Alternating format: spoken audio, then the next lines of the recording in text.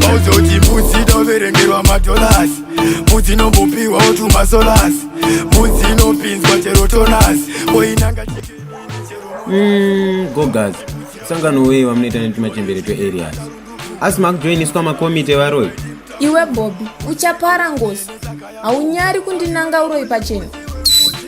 This is a serious offense, Bobby. Next game autambe auze mchembere rubbish yo. Hezvo naiwe Bobby kwako kane mazheve anenge madhishetirakita kane ruzha ukakawanepi?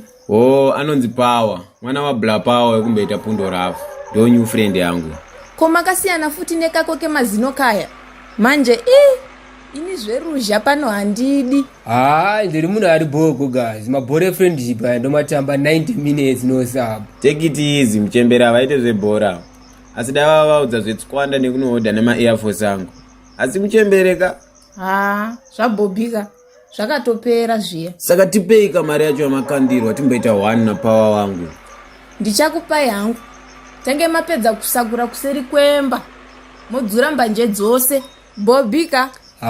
Fair mchembere. Mnenge mapasa chino look mnete abarera mu 90. Manje ndine injury enko. Ndakazina doctor ndisabatike mfield.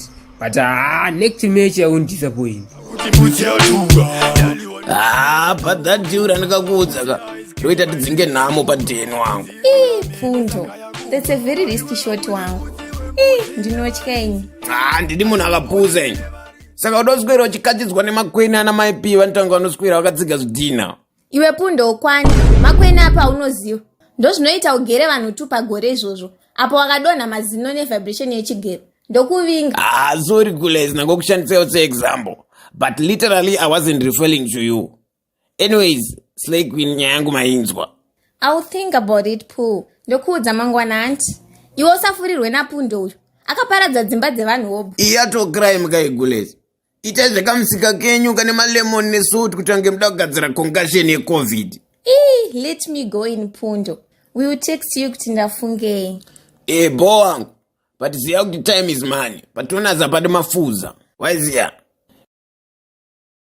Mauzoti mbudzi doverengerwa madolasi, mbudzi nombopiwa otumasolasi. Problem yenyu Uncle Bay hamudi kurora. Munongoda kunditambisa.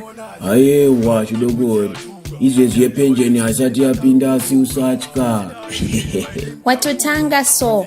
Koye mkanto yambu ya Bobby anti wakati hauchavadere. Cause I want my nails done this week. Yambu ya Bobby panoraiwa munhu. Usatya penjeni ikapinda uchaona kuti tiri big guys. Saka unchideiwe ndakuenda hangu. Penjeni yako ichatosvika tane vazukuru veduzvi. Ndichafunga nezvazvo asi wandiisa paromana nzombe nguva yachimbi yetu chaiyo.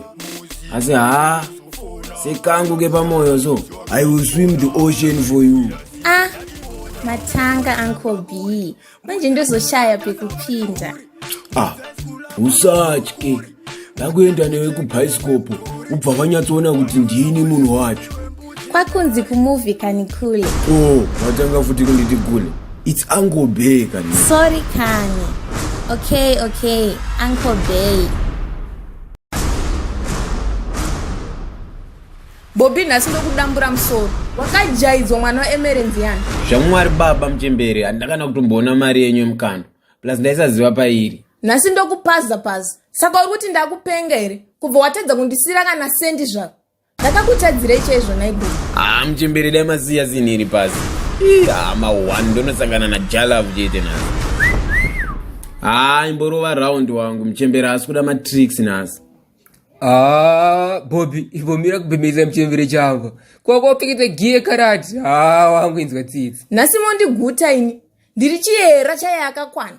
Ibva pano iwe. Ndicho yakumba kwenyu kana ndapedza nechikwambo ichi.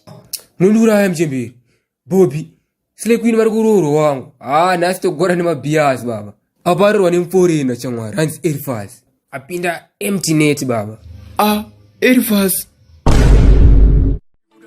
Saka yakura. Iwe Haulhi mbudzi